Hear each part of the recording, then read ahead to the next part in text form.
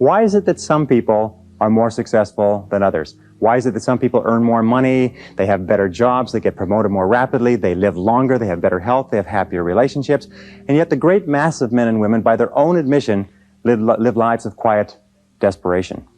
Now, no matter what field you're in, no matter what field of endeavor, no matter what work, no matter what activity, there is one thing that all successful people have in common, is that they are good time managers. And the reason they are good time managers is because they recognize that time management is life management. It is personal management. I have never seen an example in the hundreds, thousands of biographies and autobiographies I've studied of successful men and women where the individual has not been well organized and efficient and valued and used their times well. Successful people, winners, use their time well. Losers do not. The question is, how badly do you want to learn how to manage your time well? How much effort are you willing to put into it?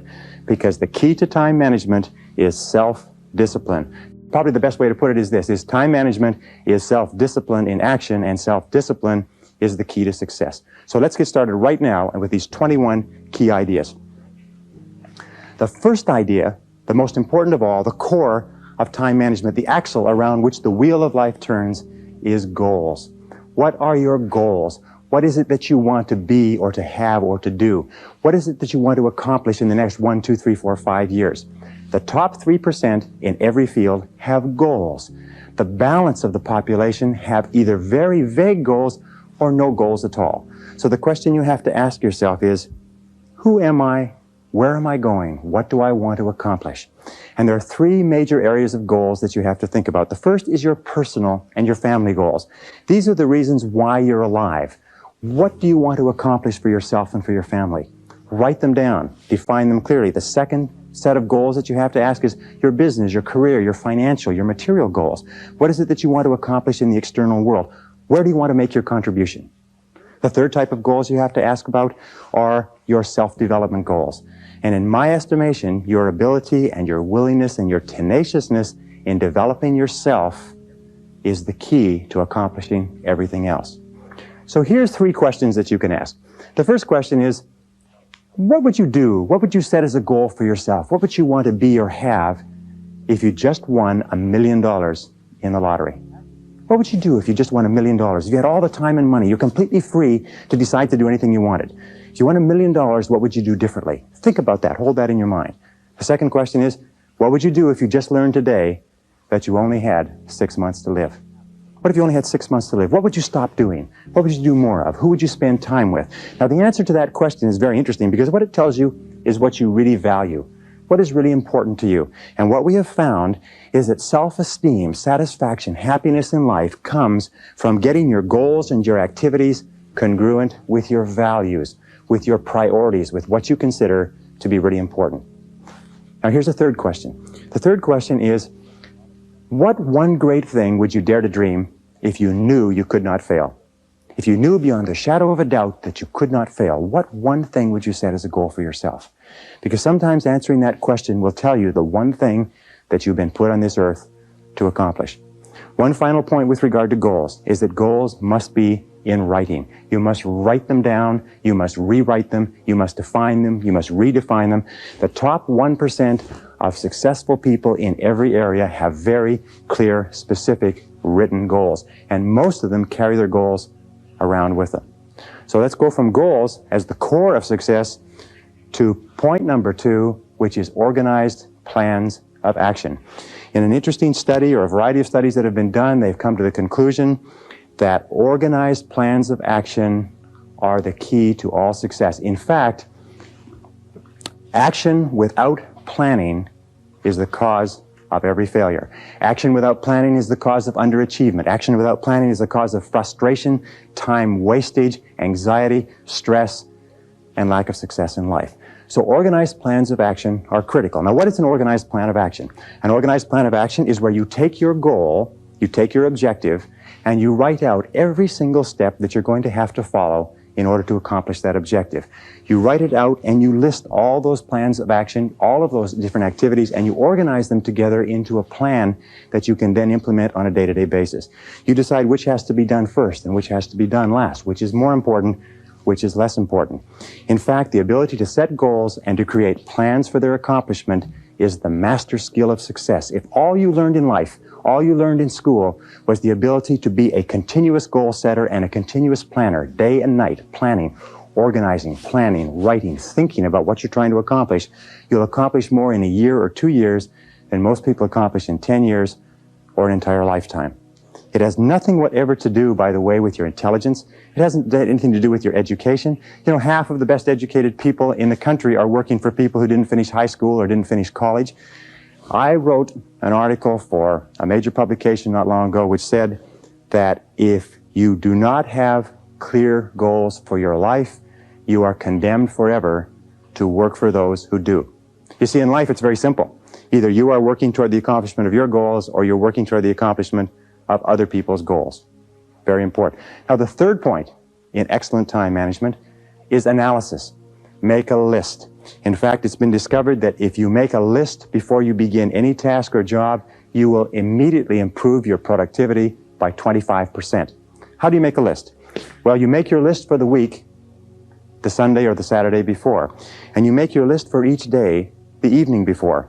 And you always work from a list. Now, why do you make it the evening before? The primary reason is if you make a list the evening before, the subconscious goes to work on your list while you're asleep. And during the night, the subconscious will solve problems and bring insights to you. You'll wake up in the morning with insights, ideas, intuitions, answers that will make your day more productive. Now, the second reason that you use a list is because if you don't have a list, it's like driving down the street in a car with no steering wheel.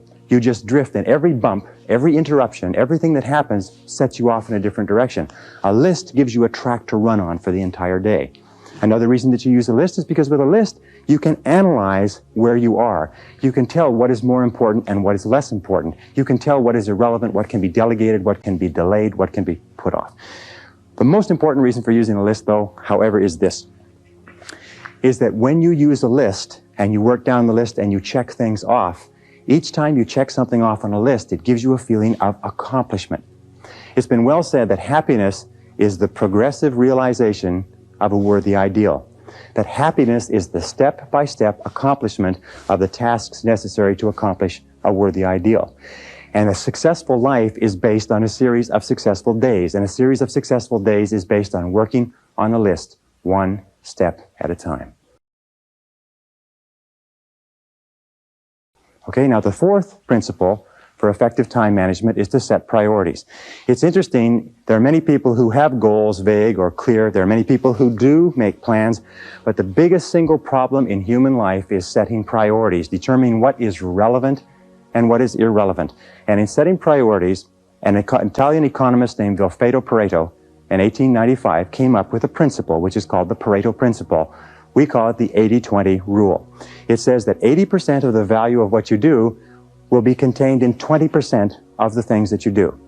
What does this mean? It means if you make a list of 10 things that you have to do today, you will find that 2 of those things are worth all of the others put together.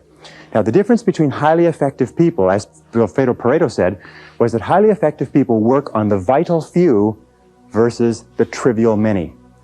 The difference between the two is that ineffective people work on the trivial many. They work on things that are fun. They work on things that are easy. They work on little tasks, fun tasks, irrelevant tasks, but they keep putting off and delaying working on their major tasks. So the key to success is always be asking this question: what is the most valuable use of my time right now? What is the most valuable use of your time right now? I'm convinced that if all you did was organize your life and only work on the most valuable use of your time, that alone would be enough to make you an effective, efficient person. That alone would be enough to increase your productivity, your performance, your profitability, your rewards by 10, 20, 30, 40, even 50%. So always before you begin, ask yourself, is this the most important thing I could be doing? Is this my top priority task?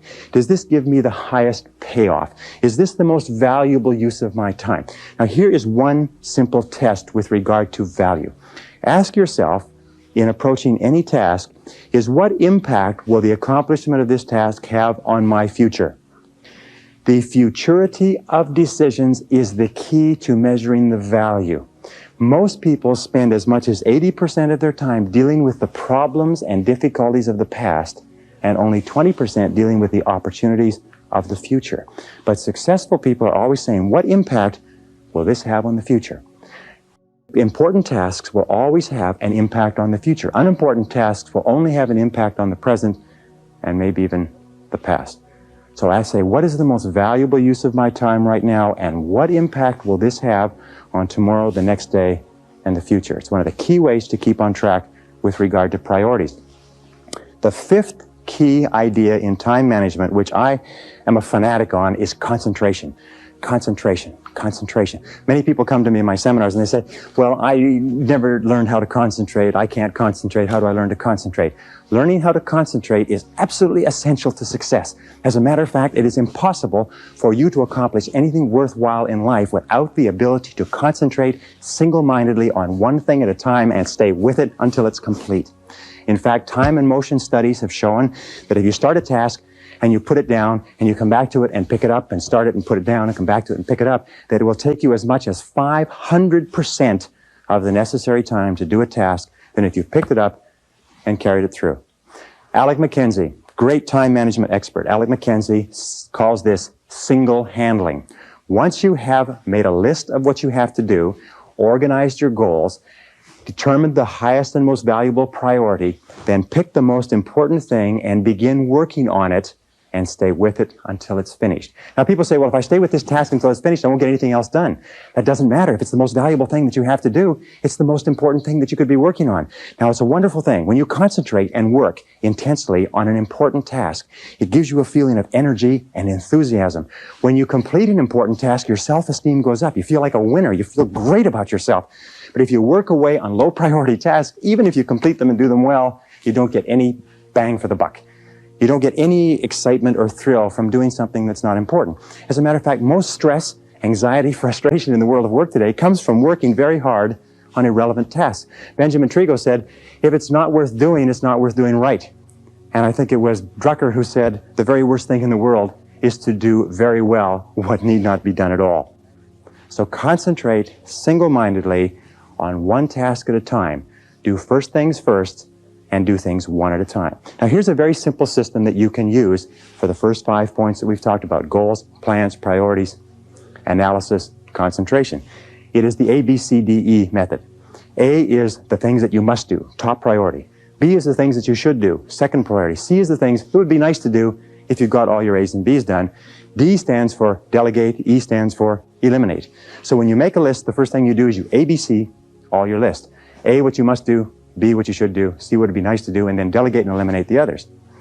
With goals, what you do is this: you make a list of all the things you'd like to accomplish in the next 1 to 5 years. And then you go down the list and write ABC. What you'd love to do, what you'd like to do, what's not that important. Then you take your A goals and you make A1, A2, A3. In other words, your most important, second most important, third most important. Then you take those A goals, you transfer them to another sheet, and you make a list of all the things you're going to have to do to accomplish your goals. Then you ABC the list. And you say, what are the things I have to do? What are the things I should do? What are the things that would be nice to do to accomplish my goals? And then you put those into the goal list, and then you structure and schedule what you're going to do and implement. This is called the 6-step method. Choose your goals, set priorities. Choose your activities, set priorities, schedule, and implement. If you just do that on a day-to-day basis, that alone can make you a great, great success in life. The 6th key to time management is deadlines. Deadlines and rewards. Now, psychologists have discovered that 85% of the reason that you or I do anything is because of what we expect to happen as a result. We call this consequences or logical consequences. 15% is because of what we've been told, but 85% is the consequences that we expect. So therefore, what you do is when you have an important task, the way that you motivate yourself to do the task is you structure a specific reward that you're going to get when it's finished. Let me give you an example. Sometimes people are very uneasy about making telephone calls, especially salespeople, so they put it off and they procrastinate. What we encourage them to do is give themselves a reward every time they make a phone call. Put a cup of coffee next to the phone. Every time you make a phone call, give yourself a sip of coffee. Take a cookie and break it up. Give yourself a piece of cookie. In other words, train yourself the way you train a dog to have a positive consequence for everything that you do. So set deadlines. How do you set deadlines? First of all, when you set the goal, when you specify the task, set the deadline when it's going to be accomplished. Always set the deadline with lots of room to spare, and always try to finish before the deadline. Tell other people that you're going to finish by this deadline. Promise others that you'll have your work done. It's a powerful way to act as what is called a forcing system. A forcing system is something that motivates you to stay at it.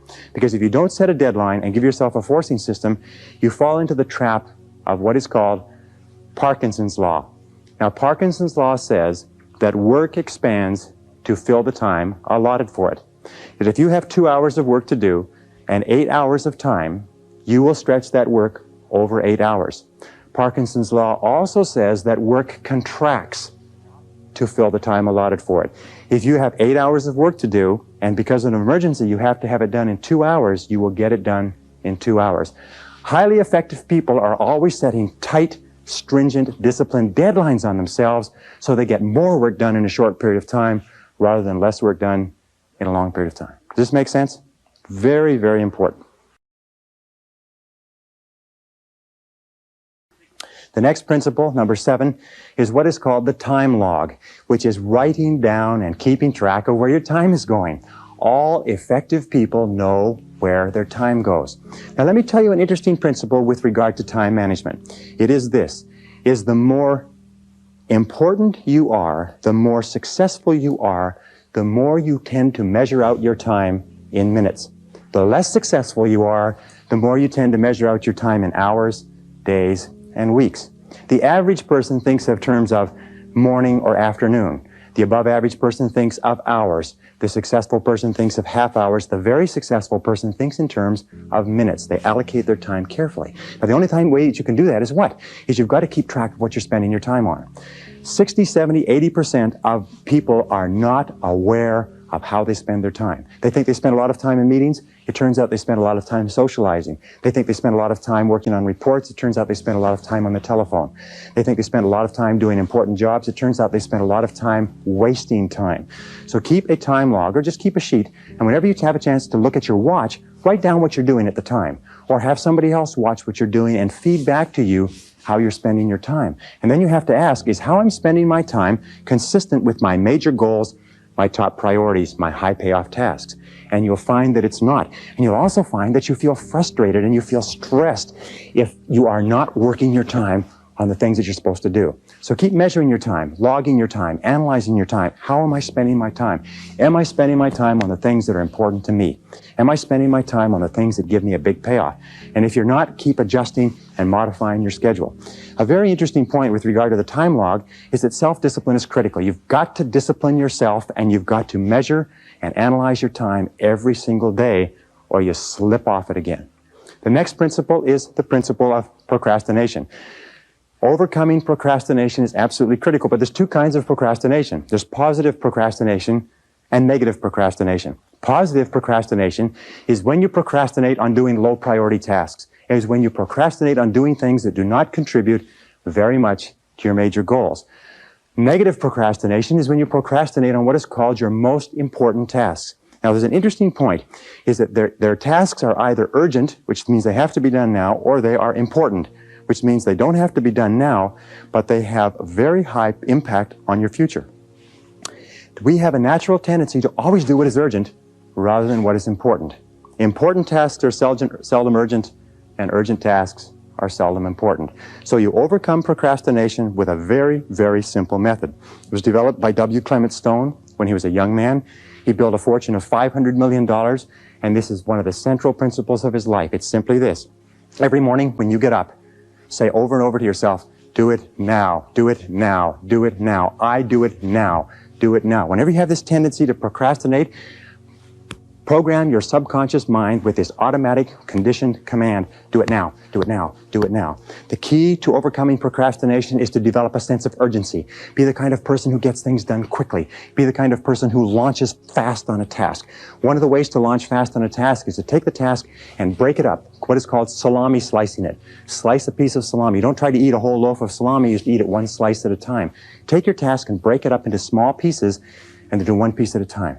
Say over and over to yourself, do it now, do it now, do it now. Do you know that less than 2% of the population have a sense of urgency, and that there's not an example of a successful person anywhere who does not have a sense of urgency. That if you just develop a sense of urgency, when somebody gives you a task, that you get on it and do it fast, that alone will move you into the top ranks in a very short period of time. In a study done amongst 104 chief executive officers 2 years ago, they asked what would be the qualities that would put a person on the fast track in their career. You know the conclusion they came back to with?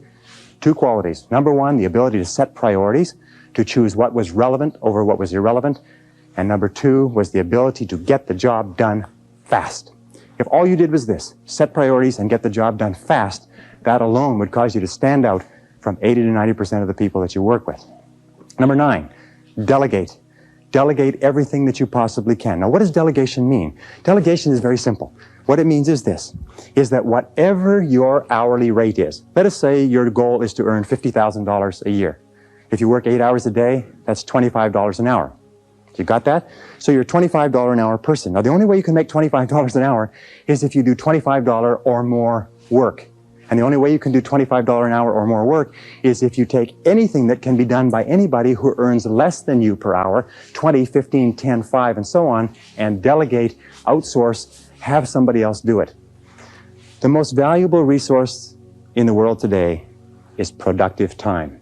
And do not waste your productive time dropping off laundry, getting your car washed, mowing your lawn, cleaning your house. Do not waste your productive time doing things that you can hire people to do for $5 or $10 an hour.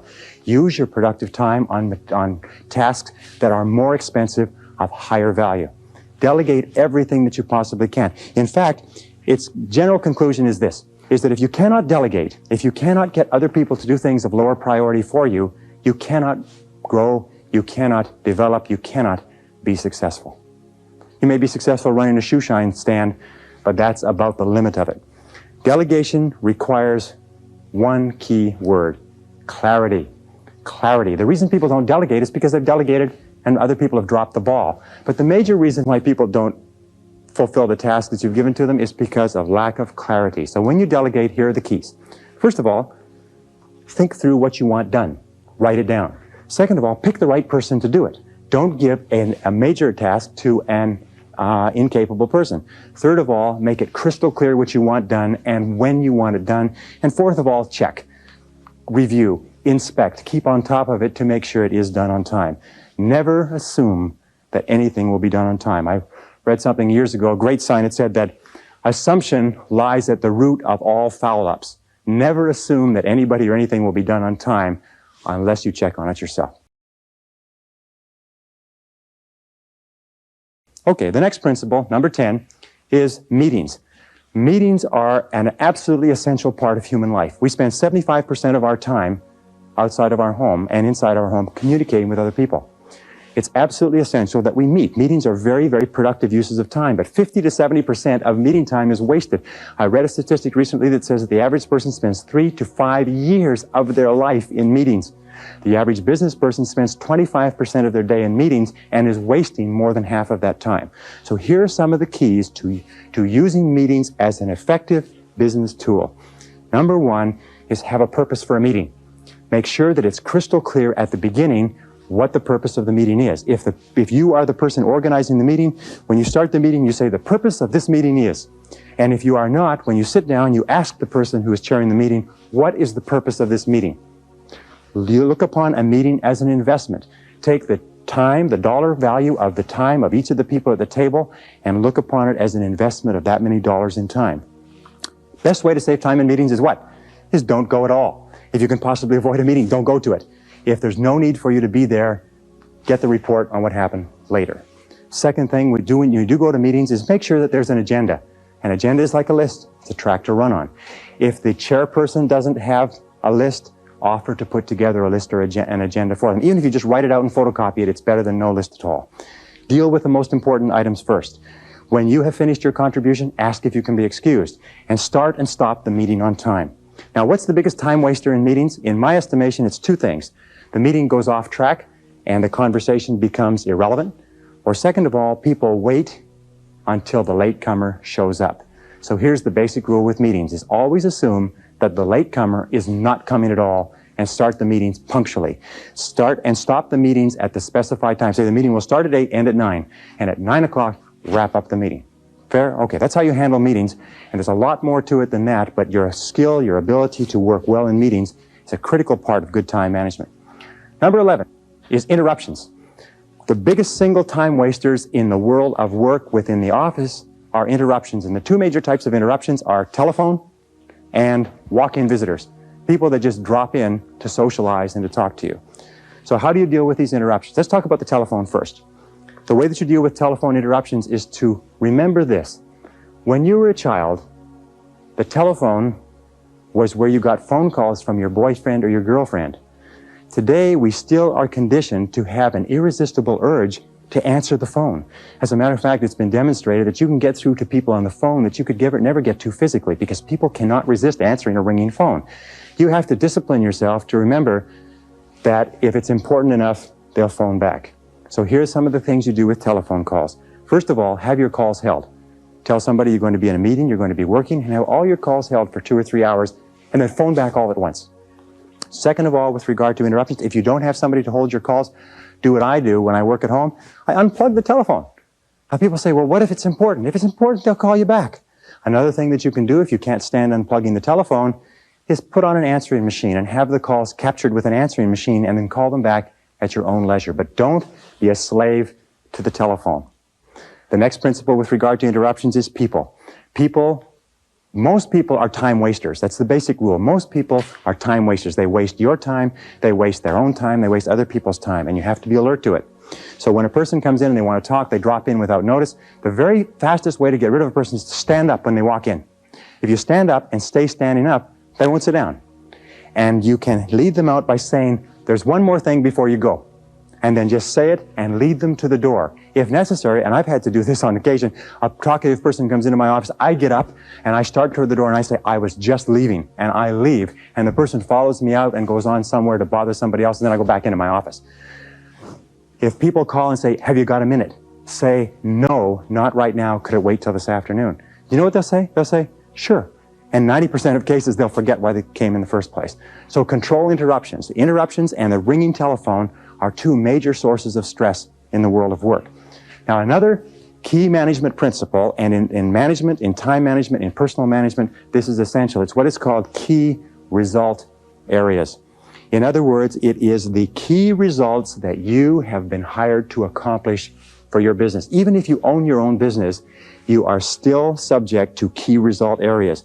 And the way that you find out your key result areas is you ask yourself this question over and over again. Why am I on the payroll? Why are you on the payroll? What have you been hired to accomplish? Not your tasks and activities, but what results are expected of you? You ask yourself this question. The accomplishment of what results is going to lead to my promotion? How am I going to earn more money? What results do I have to achieve in order to get a raise in salary? What results does my company expect of me? What contribution am I expected to make? And then you say, what are my key results? Another way of looking at it is to remember that every job has a series of functions. And there are secondary functions and primary functions, and they're what is called core functions. So you have to ask, what are the core functions of your job? What are the goals of your job? Now, many people say to me, well, I'm not sure. You know what the major reason for stress in the American workplace is today? Is people don't know what's expected. I would say 80 or 90% of people out there do not know what's expected. They're not sure why they're on the payroll. And here's a very simple technique for it. Go to your boss with a list of everything that you do and ask your boss to organize it in order of priority. Say what's number 1, what's number 2, what's number 3, what's A, B, or C. Help him or her organize your list in order of priority and give it back to you. I promise you, you'll be surprised. But why is it that you absolutely have to know why you're on the payroll? It's simply this, is that you cannot perform excellently, you cannot do superior work, you cannot be promoted, you cannot get a raise unless you are doing well the key things that your boss has hired you to do. Have you got me on that? Or have I got you on that? Key result areas are critical, and you have to know every single day. In fact, you know something? One of the major sources of frustration in work is to be working very hard on something and being vaguely uneasy because you know it's probably not important.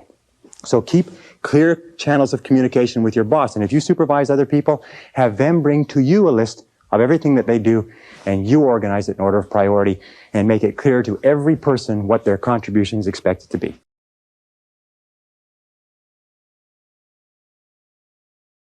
The next one, number 13, is batching tasks. It's interesting that there is what is called in the world of work a learning curve. A learning curve says this. It says when you do a job the first time, it takes you the most amount of time to do it because you're learning how. The second time it takes less. The third time it takes less. The fourth time it takes less. In fact, learning curve theory says that you can decrease the amount of time by as much as 80% if you do the same job over and over again over a period of time. So batching your tasks is a major time management tool. What does it mean? It means that if you're going to make phone calls, make all your phone calls at once. Have your calls held, make them all at once. If you're going to do invoices, do all the invoices at once. If you're going to do correspondence, do all the correspondence at once. If you're going to read and catch up, read everything at once. It's been found that if you do this on a regular basis, you'll get so much more done by doing it and concentrating on batches of tasks than if you did not. So batch your task whenever you possibly can. Imagine what most people do is they do a little bit of telephone call, a little bit of correspondence, a little bit of this, a little bit of that, and they have no learning curve at all. Each one takes the maximum amount of time. So batch your tasks. Put groups of tasks together at once and do them at once. Okay, the next principle is neatness. It's an interesting thing because you run into people all the time. I run into people in my office who say, it's okay if my desk is messy, I know where everything is. Now you have to understand one thing, is intelligent people, people with good memories, can very often remember where everything is.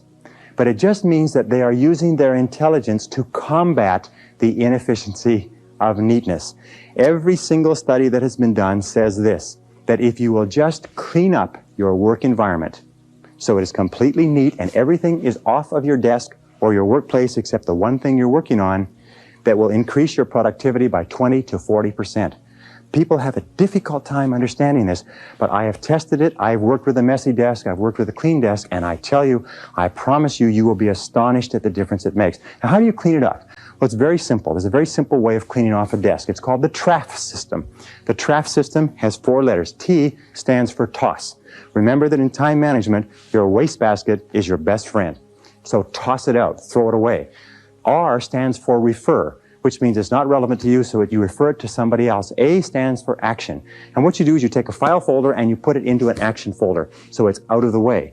And F stands for file. File it away, do something with it. But before you file, always ask this question, what would happen if I didn't have this document? What would happen if I never could find this again? And if it's not particularly serious, throw that away too. Once you've done that, TRAF, you've tossed it, referred it, filed it, or put it in an action file. Once you've done that, then you start with your action file and you work through it. Neatness is important. Clean your desk, clean your workplace. Even in the kitchen, you'll find that if you take one thing out and use it and put it away, and take another thing out, you'll get far more done in a short period of time. Now, here's the rule. If you're not using it, put it away. If you're not using it, put it away. Even if you have to take the stuff off your desk and your credenza and put it on the floor, do it. Your briefcase is your workplace if you are on the road, if you're a salesperson, if you're moving around. Make sure your briefcase is neat and orderly and has everything that you need and nothing more than you need. Neatness is critical to productivity. Here's the final point. In a study that was done recently, 98% of senior executives said they would not promote a messy person, that they would not give a messy person greater responsibilities, that if you are messy, no matter how much you kid yourself, everybody around you concludes that you are inefficient, undependable, unreliable, and incompetent, and even if you do the job well, they think it's just an accident.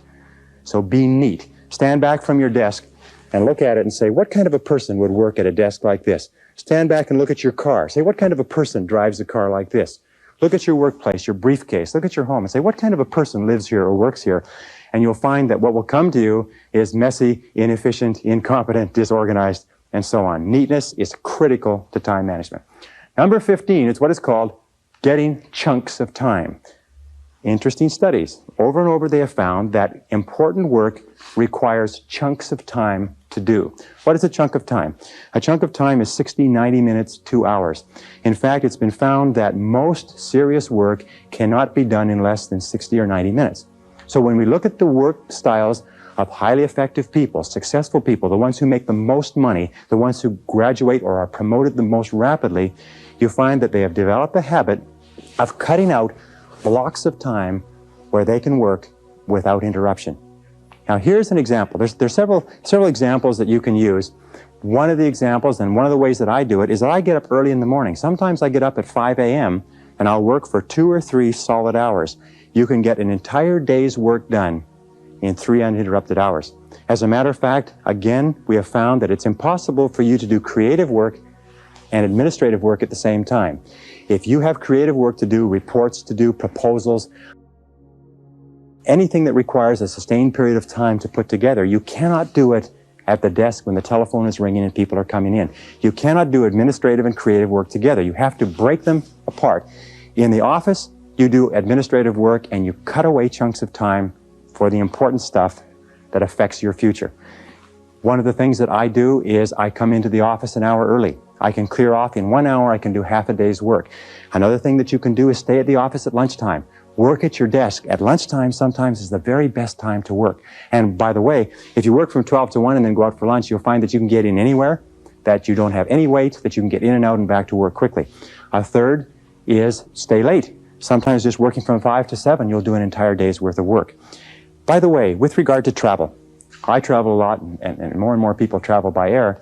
1 uninterrupted hour on an aircraft, if you're properly organized with all of your work in your briefcase, is worth 3 hours in your office.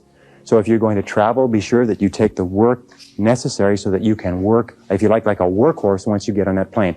I always try to sit next to a window. If you sit next to a window, you can bury yourself in your work, you have no interference, people are not walking over you, but you can get an enormous amount of work done on a plane. As a matter of fact, much of this course that we're talking about today was done on airplanes. Number 16 is to use what we call transition time. Remember this, is that you will always be paid in life for the value of your contribution. And if you want to earn more, you must learn more. And the most successful people are those who are continually taking in new information, continually learning more, continually taking every opportunity to keep current with their profession and to advance their knowledge. In fact, the knowledge in every single field today is doubling every 5 to 7 years, which means that whatever you're doing, in order to stay even, your knowledge has to double every 5 to 7 years. Now, it's simple to do this. The basic rule is this. You should or you must spend an hour every day investing in your own mind, investing in yourself. You must take an hour every day and read and study and take notes. If you're doing less than an hour a day, you're falling behind. If you do 2 hours a day, you put yourself on the side of the angels. Now, here's some of the ways that you can get this extra learning time, this extra working time, this extra personal growth time. First and most important of all is driving or traveling to and from work. If you drive, the average driver today drives 12 to 25,000 miles a year. That's the equivalent of 500 to 1,000 hours a year. And of course, if you're on the Los Angeles freeways, it's about 1,500 hours to 2,000. That is the equivalent of 12 to 25 40-hour work weeks. That's the equivalent of 3 to 6 months of work weeks. That's 1 to 2 university semesters. You know, the average person, of course, is not you, because the people who watch videotapes like this are usually the cream in any organization or any society. But the average person sits there and listens to the radio all the time. You can become one of the best educated people in your profession simply by listening to audio cassettes going to and from work or to and from errands. Now, another very important part of transition time is coffee breaks. You know, the average person takes 2 coffee breaks a day, 20 minutes each, 40 minutes a day. 40 minutes a day times 5 days a week is 200 minutes. 200 minutes times 50 weeks a year is 10,000 minutes. 10,000 minutes is 166 hours. 166 hours is over 4 full 40-hour weeks. Now, what does that mean to you? It means that if you just decide that you're going to read on a particular subject at your coffee breaks for the next year, you will be an expert on that subject before the year is out. Just when you sit down with coffee, make sure that you have something to read, whether it's time management or goal setting or personal communications or your profession. If you wanted to be an outstanding salesperson, if you just read on your coffee breaks 20 minutes in the morning, 20 minutes in the afternoon and applied what you learned, you could double your income in less than a year. And most people sit there on their coffee breaks and they read the sports page and they don't realize that their life is passing them by. Well, another key element of transition time is lunch times. The average person takes an hour a day. An hour a day times 250 working days a year is 250 hours. 250 hours is 6 full weeks of time that you spend eating lunch. If you just read at your lunchtime and something that will help you grow and advance in your career, if you did nothing but coffee breaks and lunchtime, you'd become one of the best educated people in society within 3 to 5 years. And you know what the average person does? They waste this time. Another important part of transition time, by the way, if you read magazines, instead of carrying magazines, what you do is you read a magazine, tear out all the articles, put it in a file. And whenever you're traveling, keep that file with you. You're sitting waiting for something, you're waiting in a waiting room, you're taking a trip, you have appointments that are canceled, just pull out your file and keep current. Remember, keep taking in more information. Use those, what are called gifts of time. These are gifts of time that are given to us by God, and we can do anything we want with them. But high-performing human beings use those gifts of time as though they were precious, and low-performing human beings do not. Which do you want to be?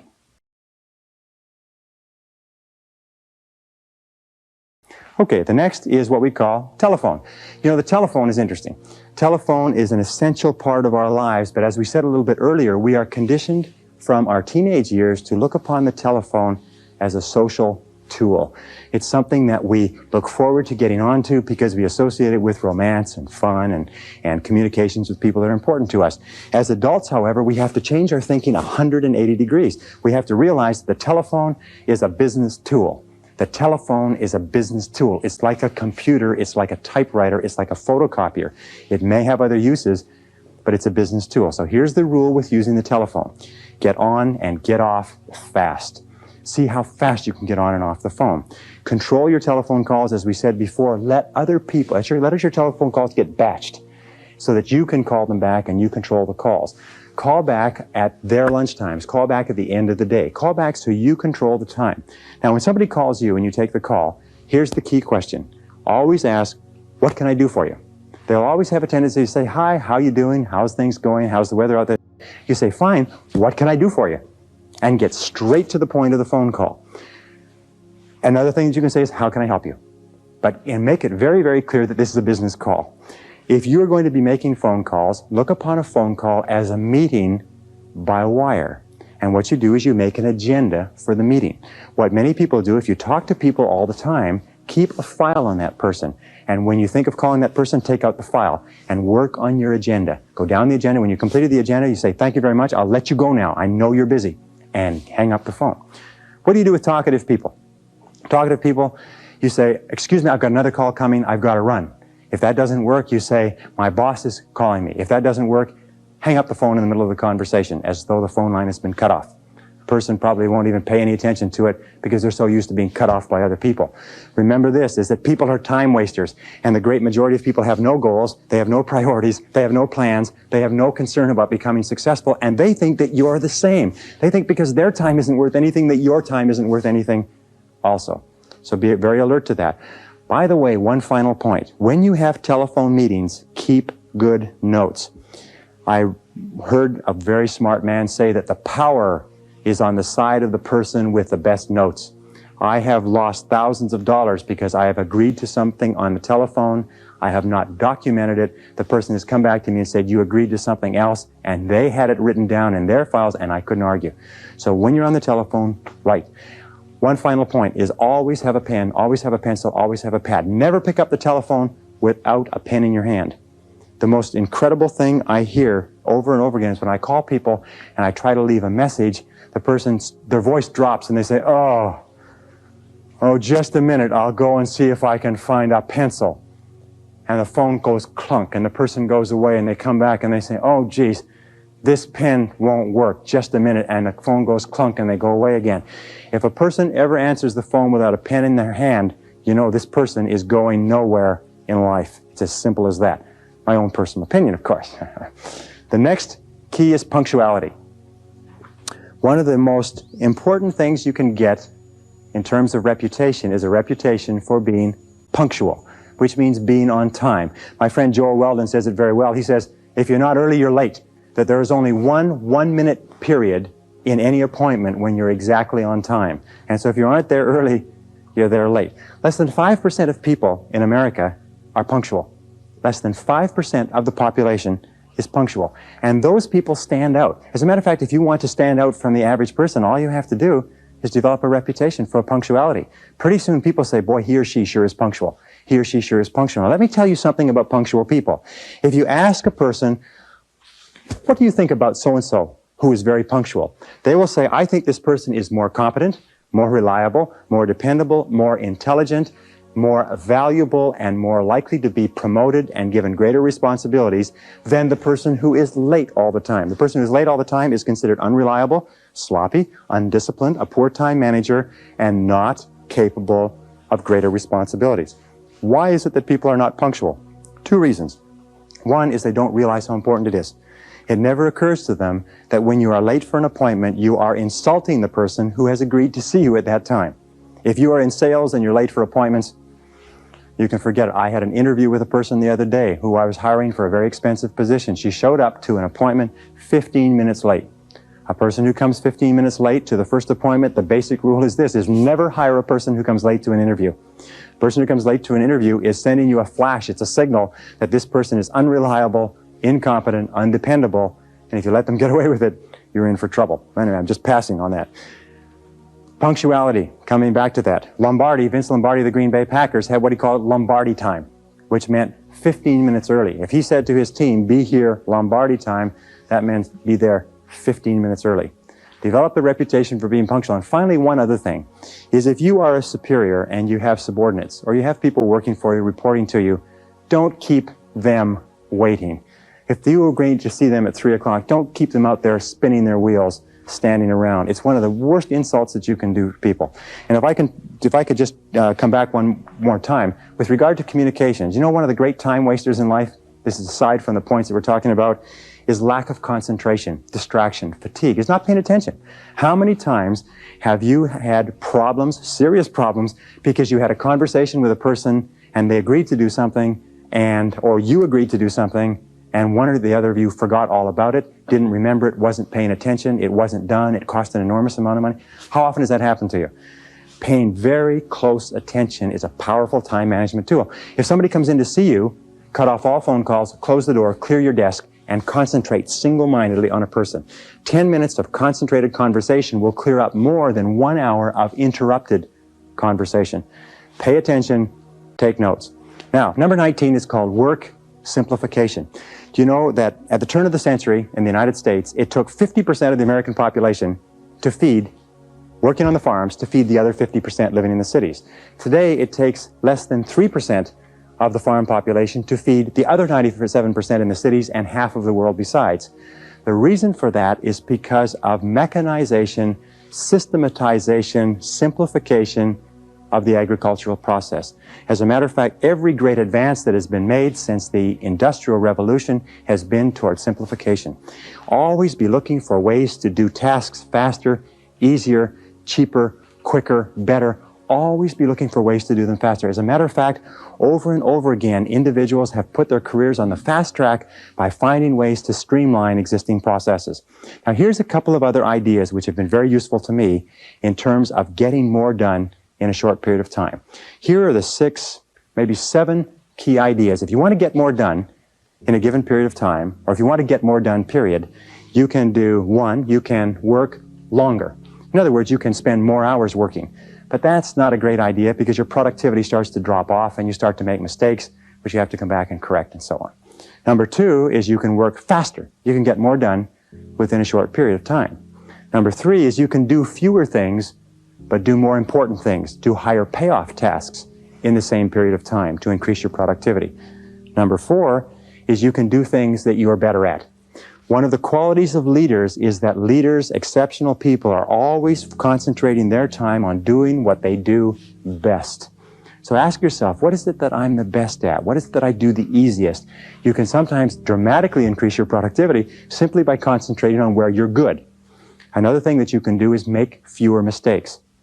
You know, there's an old saying that there's never enough time to do it right, but there's always enough time to do it over. If you make fewer mistakes, you will get far more done within a certain time, within that time period.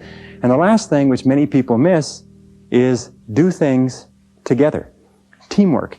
Putting a group of people together to work on a complex project can sometimes get the project done in 2 hours, whereas it would take another individual 8 or 9 or 10 hours. So do things together. Work as teams with other people. Those are the keys. But work simplification means always finding faster, easier, newer, quicker, cheaper, more efficient ways to do what you're doing. Number 20 is the magic word. The magic word in time management is no. Learn to say no to activities, tasks, responsibilities, and obligations that do not contribute to the most important goals that you have set for yourself. The word no is magic, and the place and the time to use the word no is early and often. It's like the wastebasket. Wastebasket is your best friend when you're sorting the mail. You know, the average person spends 8 months of their life sorting junk mail, reading through junk mail. Absolutely phenomenal, recent study. It's incredible how much of your life is taken up by people who ask you to do things and you do it because of a sense of obligation. Let me tell you, as I said to you before, most people do not value their time, so they don't value yours. Now, how do you deal with a person who you know, who you like, who you respect, who asks you to do something? Very simple. When they ask you to do something or work on a committee or take on a project, ask, especially if you have, and it's not if you're boss, but especially if you have control, is say, let me think about it and get back to you. There's an old saying that delay is the cruelest form of denial. If they press you for a decision, say, I cannot make a decision now, I have to think about it. And after you've thought about it for 24 hours, call them back and say, I've thought about it, I simply don't have the time. But thank you very much for thinking about me, and get on with the rest of your life. You know what Nancy Reagan says? Nancy Reagan says, just say no.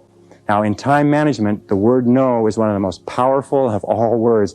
It'll save you hours, weeks, months of working on projects that contribute nothing to your goals. And finally, number 21 is balance.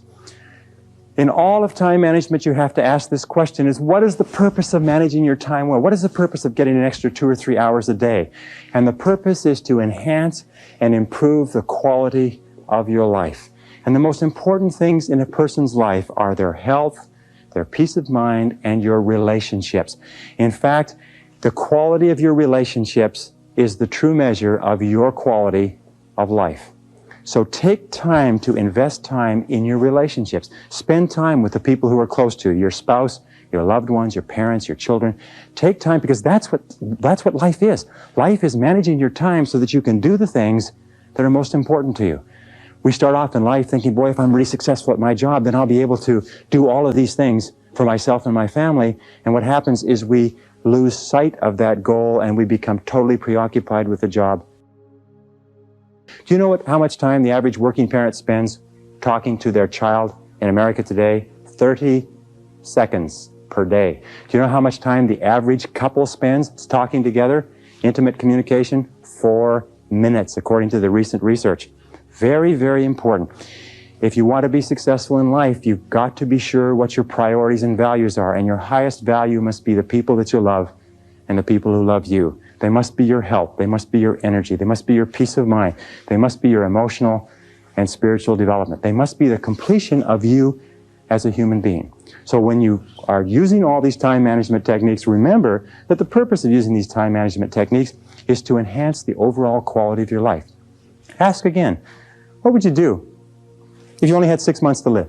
What would you do if you only had 6 months to live? Who would you spend your time with? Where would you go? What would you want to do? What would be important? What would be unimportant? If you ask that question over and over again, you'll have a tendency to keep your life in balance. Everything in moderation. Now, if I could just summarize by saying 2 or 3 quick things. The essence of success in time management is goals. The key to goals is to write them down and to make organized plans for their accomplishment. The key to those organized plans is to set priorities and determine what is more important and what is less important. And always concentrate on the most valuable use of your time. The key to concentrating on the most valuable use of your time is to stay at the task until it's finished. Persevere without distraction or diversion. Keep at it. Hammer, hammer, hammer until your most important tasks are finished. And finally, develop that sense of urgency. Do it fast. Do it now. Fast tempo is essential to success. Fast tempo goes hand in hand with energy, with happiness, with enthusiasm, with self-esteem. So make crystal clear what you want to do, make crystal clear the steps, and start working on those steps and do something every day to move you toward the most important goals of your life. And if you do that, you will be an excellent time manager, an excellent personal manager, an excellent life manager. You will have a great, great life.